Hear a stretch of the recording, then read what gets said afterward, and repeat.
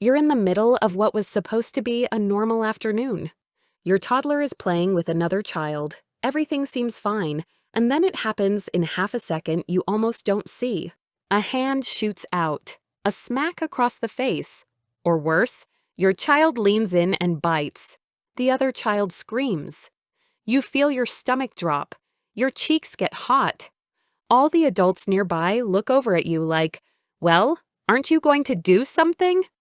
In that moment, you're not just dealing with your toddler. You're dealing with your own panic, embarrassment, anger, and every scary thought racing through your mind. Why is my sweet child doing this? Is there something wrong with them? Is this my fault? Did I mess up their discipline? If you've been there, you are absolutely not alone. Pediatricians and child development experts are very clear about one thing. Hitting and biting are extremely common in toddlers. They're not a sign you're raising a future bully. They're usually a sign your child's brain is overwhelmed and they don't have the skills yet to do anything else. In this video, we're going to slow that moment down and give you a plan. You'll learn why toddlers hit and bite, what not to do in the moment, what to do instead, and how to reduce these behaviors over time. The goal isn't to raise a child who never feels angry. The goal is to help them grow from, I bite when I'm mad, to, I can handle big feelings without hurting anyone.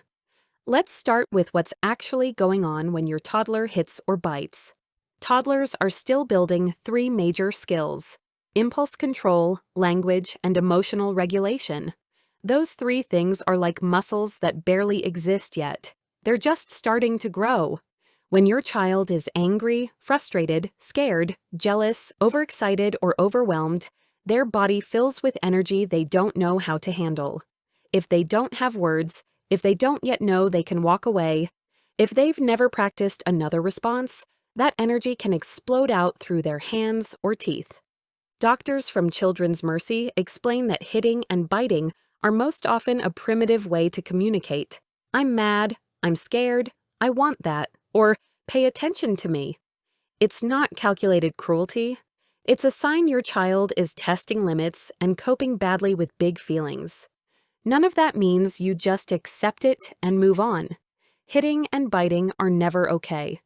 But when you see them as clumsy communication instead of evil behavior, it becomes much easier to respond in a way that actually teaches your child something useful. So, what should you not do when your toddler hits or bites? One common reaction is to hit or bite back to show them how it feels. Some frustrated adults will tap the child's hand, bite their arm lightly, or say, "See, that hurts." It can sound logical in your head, but research on positive parenting is very clear. When you respond to aggression with aggression, children don't learn empathy. They learn that hurting people is what powerful people do. Another instinct is to punish harshly, yelling, shaming, sending them away, saying things like, "What's wrong with you?" or "You're a bad boy, girl." Positive discipline experts define punishment as anything that makes a child feel blame, shame, or pain, and they've found that while it might stop behavior in the moment, it doesn't teach better skills. It just adds more fear and anger on top of the original feeling. Labeling is another trap. In your embarrassment, you might say, "He's such a biter," "She's so mean," or "You're a bully." Articles on toddler aggression warn that these labels can easily become a self-fulfilling prophecy. Your child starts to see themselves as the bad one, and that identity actually makes it harder for them to change. So, in the moment, here's what you want to avoid. Don't hit or bite back. Don't yell or shame. Don't call them names or talk about them like they're a monster. Don't get so stuck in worrying what other adults think that you forget to focus on your child. Those reactions are all understandable. They're human. But they don't move you closer to your real goal, which is teaching your toddler safe, respectful ways to handle feelings. Okay, so what do you do instead? First, safety always comes first. If your child is actively hitting or biting, you step in quickly and calmly. You might gently but firmly hold their hands or move their body away from the other child. Pediatric guidance says your tone should be firm and clear, but not screaming. Your child needs your calm more than your anger. Use very few words. Toddlers can't process long lectures, especially when they're already dysregulated. Child development experts suggest a short script like, no hitting. Hitting hurts, or no biting, biting hurts. Say it once or twice, not 10 times in a row. While you say it, you can gently guide their hand down or move them to your side. Then you immediately turn to the child who was hurt. Comfort them first. I'm sorry you got hurt. That scared you. Let's get some ice. Or, come sit with me while you calm down. Many early childhood educators emphasize that giving attention to the child who was bitten or hit, not the hitter, helps send the right message about whose needs come first in that moment. Only after the other child is safe and comforted do you turn back to your toddler. By this time, they may already look guilty, scared, or confused. Remember, most toddlers know on some level they've done something wrong. They just don't know what else they could have done. Now is not the time for a big lesson. If they're still upset, keep it simple and concrete. You were very angry. You wanted the toy. But people are not for hitting. Hands are for gentle touches like this. Positive discipline suggests modeling gentle touch right then, guiding their hand to lightly pat your arm or the sofa while you say, soft, gentle, pat, pat. That way you're not just saying what not to do, you're showing what to do instead. For biting, you might say, you were mad, you wanted space. But teeth are not for biting people. Teeth are for food. When you're mad, you can stomp your feet or say no. Organizations like Kids Health and pediatric hospitals recommend a calm but firm line. No biting, biting hurts, followed by redirecting the child to a safe activity or giving them a short break from the situation. One thing the research agrees on, discipline should mean to teach, not to make you pay. If your child needs a timeout, the most effective version is a break from attention and stimulation, not a shaming exile. Some positive parenting approaches even suggest a time in or a pre-agreed calm corner where the focus is on cooling down, not punishment. The key is that you stay regulated so their nervous system can borrow your calm. So you've handled the crisis, everyone is safe, the crying has stopped. What about the long term? This is where prevention and teaching come in. Experts from Positive Parenting Solutions talk about filling your child's attention basket and setting them up for success before problems happen. Enough sleep, not overstaying at visits, not skipping naps, and making sure they get regular one-on-one connection with you. A tired, overstimulated toddler who's been craving your attention all day is far more likely to lash out. The Children's Mercy Team and other pediatric resources also highlight some very common triggers you can watch for. Frustration when they can't have a toy, jealousy around a new sibling, hunger, transitions like leaving the playground, or situations where they're overwhelmed by noise and people. When you start to see the pattern, oh, she always hits more at playdates right before nap time, you can adjust the environment instead of waiting for the explosion. Another key part of prevention is giving your toddler the missing skills.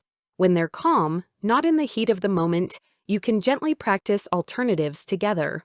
For example, let's practice gentle hands. When you want my attention, you can tap my arm and say, Mama. Like this, tap tap, Mama. Or, when someone takes your toy, you can say, my turn, please, or give it back. Let's practice saying, can I have a turn when you're done? Positive parenting and discipline resources repeatedly recommend focusing more on what you do want than what you don't. Instead of saying no hitting 100 times, talk a lot about gentle hands, kind hands, soft touches, and using words. Then watch like a hawk for even tiny moments when they actually manage it, and pour on the praise. You were so gentle with your friend just now. You used your hands softly. That was kind. For biting, give specific physical alternatives. Many toddlers bite because they're teething or because they like deep pressure when they're upset. You can keep a chewy toy or a washcloth they're allowed to bite and say, you feel like biting. You can bite this. People are not for biting. Language skills also play a big role. Pediatric guidance points out that many toddlers hit and bite because they can't express themselves yet. If you work on building their vocabulary for feelings, mad, sad, scared, frustrated, and basic social words, stop, no, mine, my turn, you're literally giving them tools that replace teeth and fists. Let's put all of this into a quick example. Imagine your 2-year-old is playing with a friend. The friend grabs their truck. Your child screams and hits. You step in, move their body gently but firmly away, and say, "No hitting, hitting hurts." You turn to the other child. "I'm sorry you got hit. That hurt. Are you okay?" You comfort them. Later, when everyone is calm, you sit with your child and a couple of toy figures. You say, "This one is you. This one is your friend. Your friend takes your truck." You act it out. You feel mad. You put a hand on your belly. "Mad in here." Then you show the figure using a hand to tap gently and say, "My turn, please." Or you show them walking away to get help. You might even let your child decide what the figure could do instead of hitting. You finish with, "Hands are for gentle. People are not for hitting." We can say, "Stop," or "My turn." Over time, those little practice moments add up.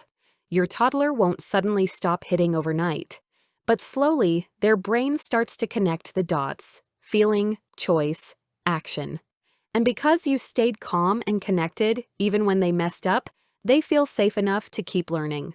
Of course, there are times when you might need extra support. If your child's hitting or biting is very frequent, severe, doesn't start to improve with consistent teaching, or continues strongly past the preschool years, pediatricians recommend talking with your child's doctor, a child psychologist, or an early childhood specialist. Persistent, intense aggression can sometimes be linked to underlying issues like trauma, developmental differences, or significant language delays. Getting help is not a sign you've failed. It's a sign you're taking the behavior seriously and giving your child every chance to grow. For most toddlers, though, hitting and biting are a phase. A really uncomfortable, sometimes embarrassing phase, but still a phase. Their brain is asking for help. "My feelings are too big. I don't know what else to do."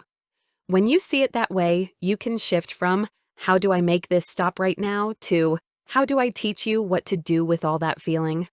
In the end, your child won't remember the exact words you used when you pulled them away from a bite. What they will remember, deep in their nervous system, is whether you were safe to come back to after they messed up.